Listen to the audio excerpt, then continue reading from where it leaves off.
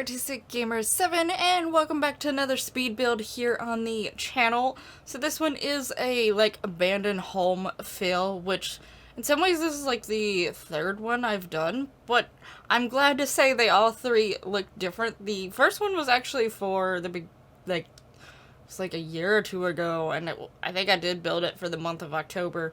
But I was also planning on actually slowly redoing that one over time in my main save.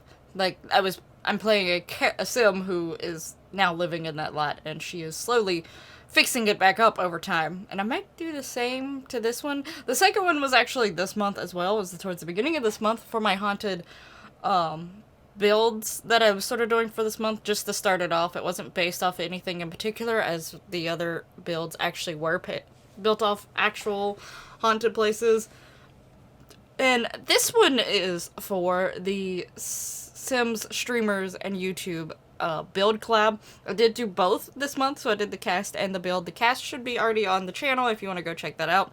And down in the description of that video and this video includes everyone who participated in those equivalent collabs. So, you know, if they were part of the build, they're going to be down in the description, and all the ones who did the cast are down in that ones. So definitely go check those out. So the rules for this build basically were to build an abandoned spooky home, abandoned / spooky home. This one's both. At least I was trying to go for that feel. But yeah, it's supposed to look basically abandoned, decrepit, old, spooky, and such. You can use any packs, and CC actually can be used. In my case, I did not use CC. I don't tend to use CC on my builds because I actually do put them up on the gallery to post. I don't tend to put my cast creations up on the gallery unless requested. So if you ever see me make a sim in Create a Sim and you want that that sim or that sim family, you can always feel free to mention down in the comments below, but I don't typically try to just upload them just because I do use CC, because I really don't like making sims without CC. Versus builds, I actually can do it and be fine with it and actually be really, really happy with the outcome. So yeah, they also put as a rule that it has to have private dwelling as a lot trait. I don't show it in the video, but if you want to go download this build off the gallery, it will have that on it for as a lot trait. So yeah, I did do that. I just didn't think to include it in the video until I was reading back over the rules, and I was like, I should have probably included that in the video, but oh well. So yeah, anyway, so this is my abandoned build. I decided to go slightly different with one of the colors that's on the outside of the house, as you should be already seeing. I actually used pink, and even the roof has a reddish pink to it once I actually do change the roof. In my mind, I was partially thinking maybe that at one point this was a brighter color, or it was more towards a red, but it's faded. Now, I did use bb.moveObjects for this build. I always use that. I also did use the bb show hidden objects and the bb live edit objects. My brain completely spaced out there. I probably will cut out the part that I spaced out on, but anyway, so yeah. So I did use those in this build, so just keep that in mind if you do want to go download it. I will mention that in the little comment thing in the gallery post.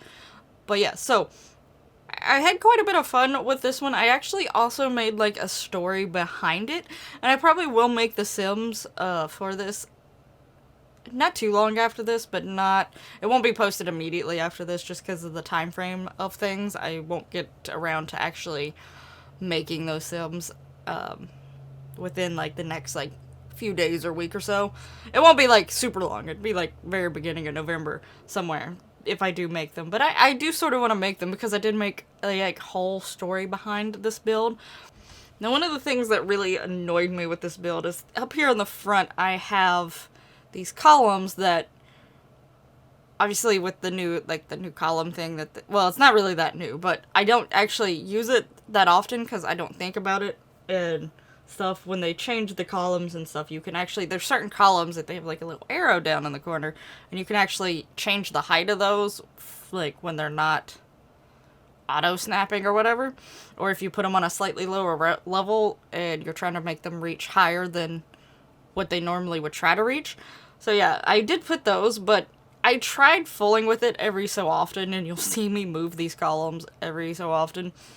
But the way the height of the foundation is with the stairs, the rods, like the railing doesn't reach the columns, but it's close enough that it thinks it is, I guess. So it will get rid of the little post for the rails because it thinks it's attached to the column. But in reality, it's not. And if I take the columns away and replace the rail, they pop back up and they stay there for a bit. But if I do anything like too constructively on the build, which is what I do mostly in the beginning here, you know, putting the windows, adding walls and things like that, it resets them and fixes them back to that way. Which was a bit annoying, and eventually I gave up on trying to fix it because I think I went back. It may not show in the video because where I do cut out some parts, they get repetitive. Like, I was actually placing, like, a lot of grass to make it seem like in this area the grass was growing because maybe the land around it was getting mowed because technically that is no longer, that's not part of the house. So, you know, the town or whatever is actually mowing around there, but they're not stepping foot on the lot itself because technically in my story the lot is owned, but I'll get to that in a moment. And things like that, but, I do cut out some of those parts because they did get repetitive, and also came to timing and things like that. This video is a little bit on the longer side compared to what I usually try to make my speed builds, but it wasn't long enough to split in half. The same thing happened with the Lizzie Borden house that I recently posted. It was longer than I wanted it to be, but it was not short enough for me to split in two. But yeah, talking about the Lizzie Borden house, I will say when it comes to my haunted builds I've done recently, I'm really sort of glad that I did those because there was a lot of things like actually like even though, you know, one was a sanatorium, one was a bridge, and one was like a house, I all learned different things from those builds that I don't think I would have learned necessarily otherwise, and I was able to apply some of the stuff that I learned from each of them sort of here, except for maybe the bridge. I don't think I had an instance where there was some things I learned from the bridge here, but there wasn't anything necessarily that I learned to help with this particular one, but still, it's still a nice like little thing I learned from doing those. But I think the Lizzie Borden house probably helped me the most with this one, because I tend to like try to build older houses, and like I have a rough idea of what they should look like, but I've never like went completely by what pictures show me the inside of the house looks like. So I think I was a little bit closer to getting the inside of the house more fitting for an older home. So I think that helped me quite a bit, and even like basement wise and stuff like that. So I'm really glad that I did those because they do help in the long run if you're trying to build different styles of houses. I'm not really good at knowing what style of houses is what. I have mentioned that in a lot of my speed builds. Like, I don't know contemporary versus, like, other stuff. Modern, I can usually pick out pretty well, but then I see some houses that say they're modern, but then they're not what I typically would think of modern. But, you know, I just have that problem in general. I really have a hard time connecting something to a specific category. Like, there's a lot of music that I know roughly what it is, but then there's some musics that I'm like, I don't know what genre to really put this in. Or if it's considered in multiple genres, or which genre it's more of than the rest. And clothes, like fashion styles. I have probably so many different styles of, like, fashion in my wardrobe that it's ridiculous. I just go with what I like, basically. I don't really pay attention to whether it's supposed to be one style or the other. I don't necessarily care that much. If I look tomboy one day, girly the next day, punk the next day, I don't care. So, as long as I'm happy with the way I look when I walk out the door, I'm perfectly fine. That day I was feeling one way, and the next day I actually wanted to really dress up or something. But yeah, so, I'm really bad at that type of stuff. I have a really hard time categorizing. But I feel like when I was looking up a few things, and in my head, this house originally was from like the 1860s, 70s, which I think was the Victorian era, and that's sort of what I was going by, was those houses that I think are considered slightly, considered Victorian, or at least slightly Victorian. And a lot of older houses that look like this, or have some themes like this, or like, you know, they have like those, a lot of Victorians have the tower thing, right? They have like the little cylindrical thing that goes a little bit taller than the rest of the house. I like a lot of those houses, and I think they're Victorian, and I think this one would fall under Victorian. Not 100% sure, but that's what I'm gonna go with. But yeah, in my head, this house was like from the 1860s, 70s, but it's been, well, originally it was kept up with. So there's some things inside the house that may have not been fully functioning or would have been there when it was first built, but over time things were changed and added and updated because it was like passed down within a family over and over again, and this family just kept it in their line and kept taking pretty like good care of it originally. So before getting too in depth of the story that I've sort of made for this house and why I did certain things the way I did, I will say the layout of this house is sort of strange in all honesty. And normally I would not have done the layout the way I did. There's obviously two sections. There's also a basement section. I was going to try to do an attic section, but the way that it's the same problem I had in the Lizzie Borden house, and I had a hard time with the Lizzie Borden one, but I still tried just because I was trying to replicate it as close as possible, and there actually is an attic space. With this house, it's not being... I did look up some reference images, but I didn't go with one particular house, and it wasn't trying to replicate anything in particular, so I wasn't too worried about actually putting an attic. I wish you really could put an attic and be able to change the inside of the roof walls, because, like, you know, if you use the one side of the roof that has a wall facing, you can't change it on the inside without changing the outside of the house. So I wish you could do that, and I also wish there was a way for there to be roof wall snapping. Like, the walls conform to the angle of the roof, and they won't go out of the roof. But as of right now, we don't have that option. I don't know if it will ever be added, but I would like it to be added. But when it comes to the second story, there's actually 2 sets of stairs to get up to the second story, but also you can't get to every single room from going up one set of stairs or the other set of stairs, which to me does seem strange, but I learned with the Lizzie Borden house that there are houses like that. There are some sections that either you can't necessarily always get to because there is a door but they decide to shut it off, or there isn't doors, and you know, there's just 2 different staircases go to different sides of the house of the upper story, which in some ways, like, the more I think about it, it's not like extremely weird. Still just not what I'm used to, but it works, and that's what I did in this build, basically. So there's 1 bedroom and like a storage closet type thing that you can get to up from one side, and then there is 2 bedrooms and a bathroom you can get up to from the other side. There is only 2 bathrooms in this house. There is technically 4 bedrooms, 3 upstairs and 1 is in the basement. I'll get to the story why 1's in the basement here in a moment. And then there's like the sitting / formal room, because this house isn't big enough to have like 2 separate rooms for that, because a lot of like those old houses I know they had, I think it's technically called like a parlor, where a lot of times they had like pianos and things like that, and then they had a separate sitting room. This one it's the same room. There's a kitchen, obviously. The kitchen has like a pantry. There is a dining room, the entryway there with the grand staircase, basically, in a way. Now, this is technically supposed to be an abandoned house, and you're probably like, why are you putting so much furniture in an abandoned house? Well, technically, for my story, this house was literally abandoned as is because of a traumatic event that happened, and everything was left in here as it was. If I could add an option to add dust on stuff, I would. I do eventually later on in the video. I think I cut the majority of it out because I have done it so many times this month, and it's a thing that I feel like enough people have done that it's not something I'm too worried about keeping in the video. But placing the cracks from vampires, the webbing from vampires, the open holes in the wall that show like the boarding and things like that, also from vampires. A lot of it's from vampires when using these abandoned spookiness feel homes. That's a really good pack to have. Also, Jungle Adventure has a set of cracks. I only use those cracks usually with stuff that has tiling, or like room that definitely looks like it's some sort of harder wall and not like wallpaper or wood paneling.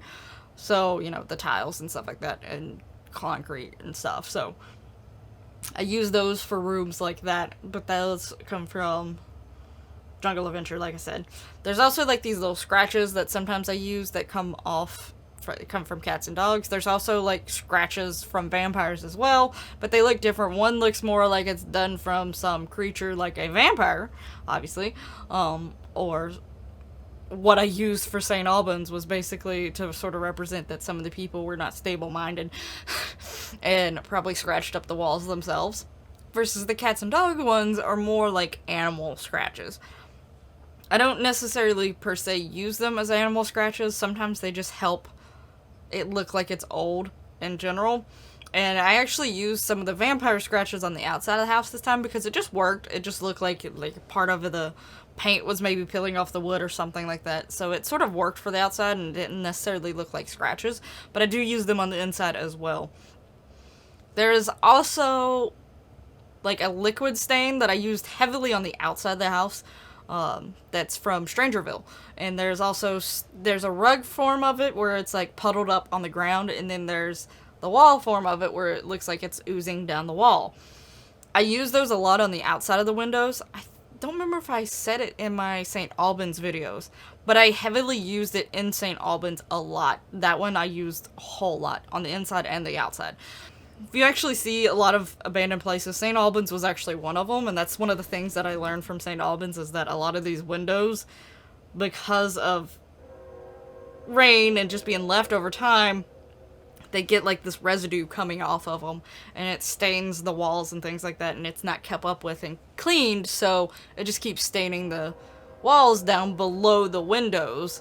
So I use that here as well with the outside. I use it a little bit in the inside. I don't use it nearly as much compared to a lot of the other stuff. I mainly used that stuff in the basement. I use it a little bit on the main floor, but I didn't use it at all in the second floor. In some ways I wish I would have put some at least in the bathroom on the second floor, but I didn't do it. Now, I do cut out talking about the bathrooms. I do cut those out, but there's screenshots of them. I realized I left putting cracks and stuff in one of the bathrooms, but oh well. I was like, it's fine. It's just one room in the house, and it's pretty small, so it's okay. We'll just ignore it. Now, we'll say, a few of the things that I'm really proud about this build that are sort of stupid to be proud about is the fact, one, I have curtains. I almost always forget curtains. Because a lot of times I play with half walls, because I still like seeing the walls up, but at the same time, depending on the size of the house or the place you're at, it's sometimes hard to see the Sims from a view I like seeing them at. I don't want to see them from like a top-down view. So a lot of times I play with half walls so that I can still see the walls up in some of the rooms, and there's like a wall behind the Sims technically, and not just straight out into the openness. But at the same time, I just don't think about curtains, even though honestly when it comes to me, I'm someone who I like windows being in a home, but I don't per se fully like windows. I really have an issue with, I'm always afraid that someone's going to be peeking in through windows, so I always want blinds and or curtains on the windows. I'm also just really used to that. Literally all the windows in my house has both blinds and curtains of some kind.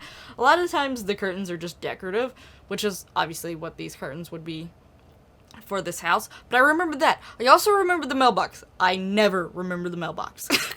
Almost never, except for randomly. Also, trash can. I remembered a trash can on the outside. Those three things I almost never remember, and I remembered them all in one same build. Made me happy. But yeah, there's obviously other reasons why I'm proud of this build. I actually really liked how this build turned out. Because one, I feel like a lot of my builds tend to not go too old with the buildings, or like if I do, they have been refurnished and rechanged a whole lot.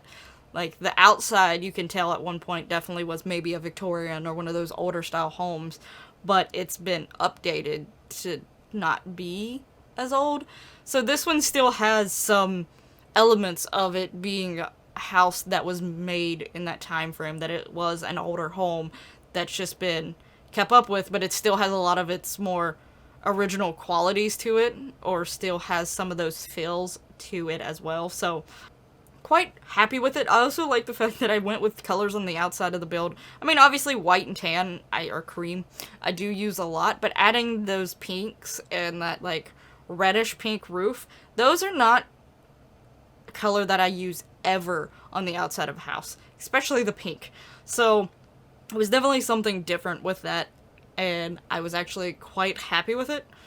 Now at this point, or about to be, you should be seeing me doing the outside. I did get confused on what I was going to do with the outside for a while there, because like I wanted the wishing well there, but I mainly wanted it to actually just be thought of as an actual well. But then I was like, well, I'll put like a little garden outside, because, you know, back then, especially, at least a lot of them had small gardens because it made it a little bit easier. But then I was like, no, I think I'll do like a flower garden thing. But then I went back to the garden design, but I still kept some of the flowery elements. And I actually, a lot of the weeds that I put in and grass and stuff I put in, I actually still put flowers, because obviously there's wildflowers, there's naturally growing flowers or weed flowers. And I did purposely try to cover up the pumpkins on Patchy's, like, his object, because pumpkins wouldn't last that long. Like these plants, I do actually go out of the game, bring a sim in, and plant some plants in, because a lot of plants can technically, depending on the area and stuff of that, and the ground and things, can continue to grow even after like no one has been taking care of them. In this particular area, it is Brandleton Bay that I'm building in, and I'm pretty sure if I remember correctly, Brandleton Bay actually rains quite a bit. So in my head, there is a chance that a lot of those plants could have actually kept growing. They probably wouldn't have been so symmetrical as I kept them. Usually my Sims don't, as I place the plants down, they don't keep them in the same spot that I placed them down, and they don't keep them symmetrical, and then my, like, little bit of OCD I have to fix it, usually. But the opposite happened here. The one time that I would have been probably okay if it didn't stay symmetrical, because over time, stuff reseeding itself and things like that probably wouldn't stay in the exact same spot. And plus, sometimes when stuff breaks through the ground, technically it moves a little bit and sort of goes off kilter of where you planted it, when it comes to, like, vegetables and things like that. So the one time I would have been okay with my sim to actually not kept everything in a line is the one time that they actually kept it in a line. So, but yeah, so the plants are still technically growing there, and I'm okay with that, because it can make sense, especially the tree type ones. The tree type ones can last quite a bit longer than, like, some of the more bush-like ones, which obviously, as you can see, because of seasonal reasons, not all of them grow, which by the time I start adding all this grass all around here, you really can't see them that well, and it really doesn't matter, which is why I also didn't actually, because usually with my gardens and stuff like that, I'll put dirt, I'll go in with, like, the terrain tool and put dirt for lines or where they've been planting, because obviously they're messing with the dirt with these plants. But since these plants are naturally sort of growing here on their own at this point, there wouldn't be that much of a disturbance in the dirt. So I don't actually, that's a reason why I don't go through with that terrain tool, and I don't make the stonework seem that stand out, because I wanted it to seem like, you know, they're fading, they're slowly sinking into the ground, they're getting covered up slowly over time. So I didn't want the stonework leading into this garden to be very dominant. Plus the fact the way they are, they're not like the front part where there's like a lot of rocks sort of together. They're spaced out, so, you know, it's easier for the ground and the grass to sort of slowly overtake the... So as for my story and the family story that I have for this house that I'm going to eventually make, I will be turning most of them into ghosts for the story if I do anything, like, actually play-wise with these Sims. But I do want to at least try to make the Sims, just because I think it would be fun, and I got this little story going with them, so why not?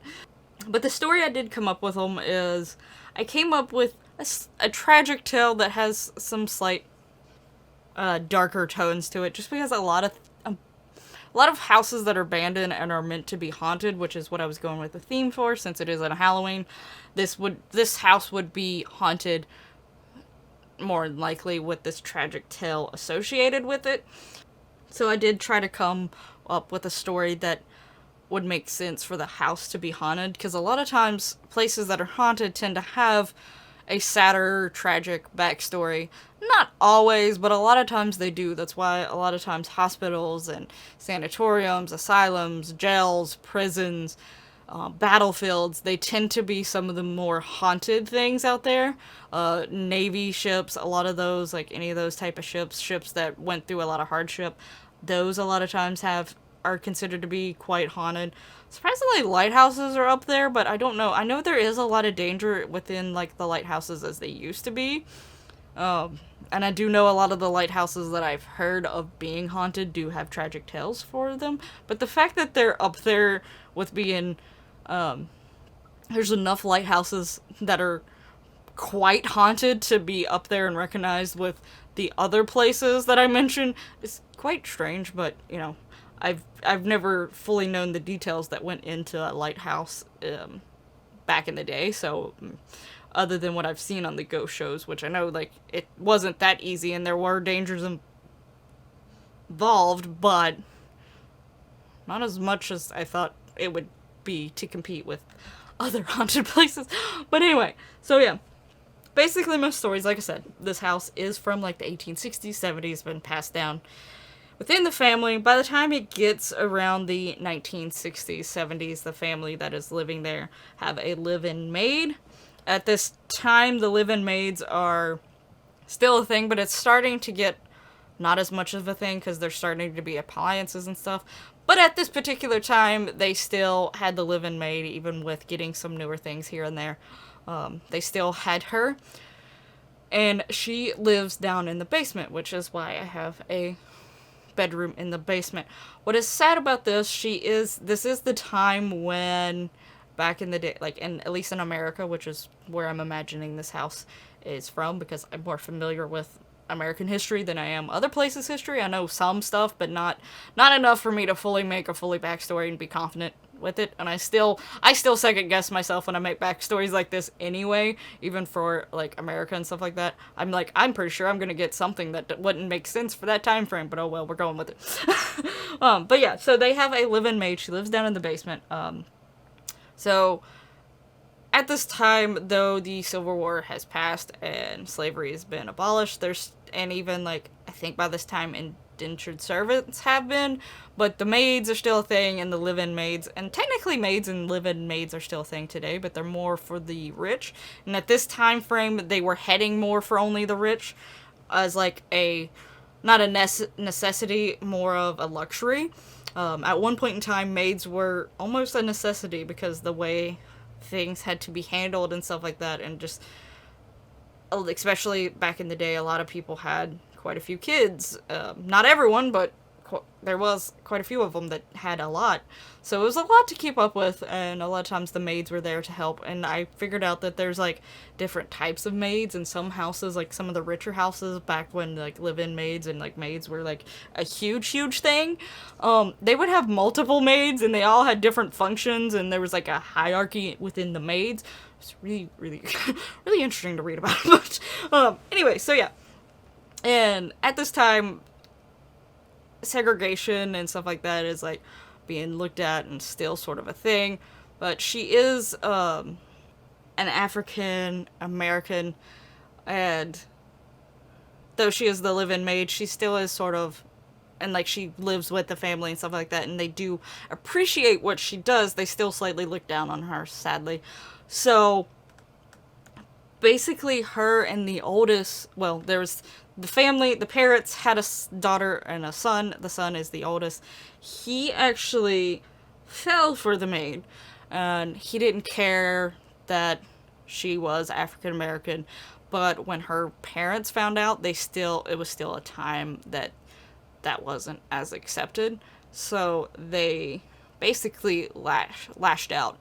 And the sister, who was an older teen at that point, he was about 22 at this point. The maid was around 20.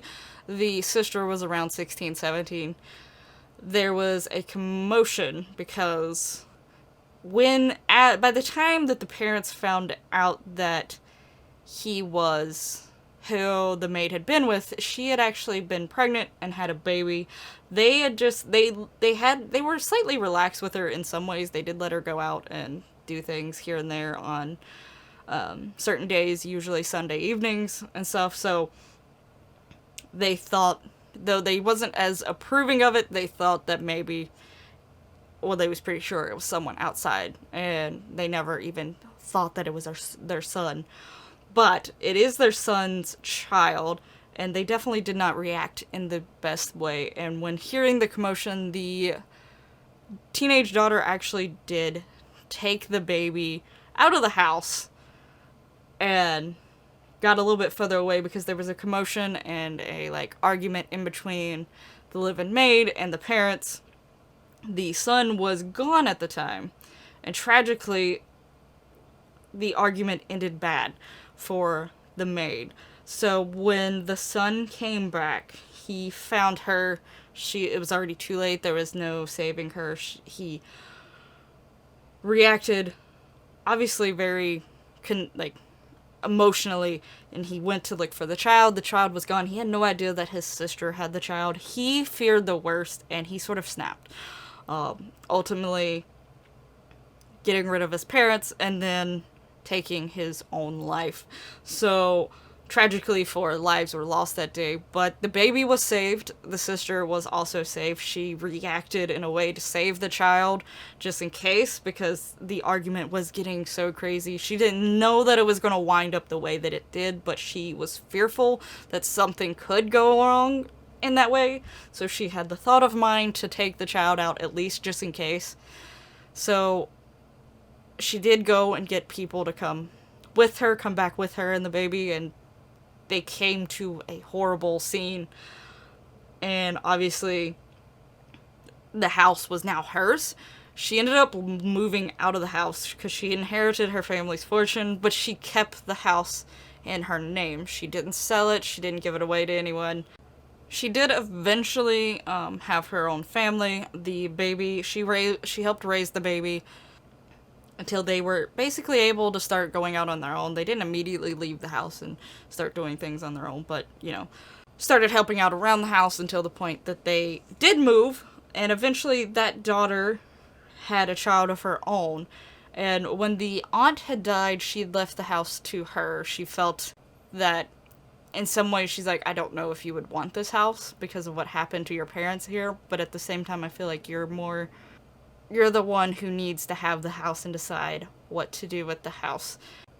And just like her aunt, she didn't really want to get rid of the place, but she also didn't really want to move into the place.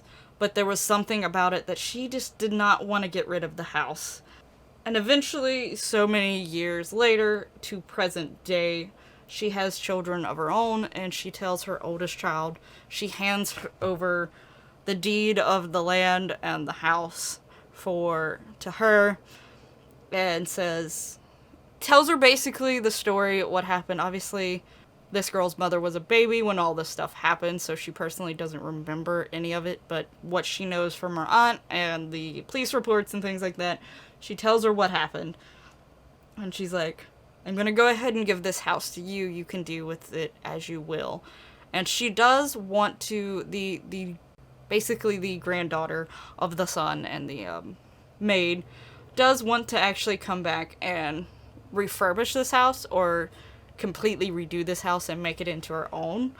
But she just hasn't done it yet. But when she got there, this is the state of the house.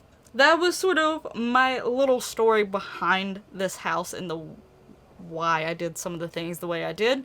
I like trying to give stories to houses, especially if I'm not going off reference images, because when it comes to houses, I go off reference images a lot.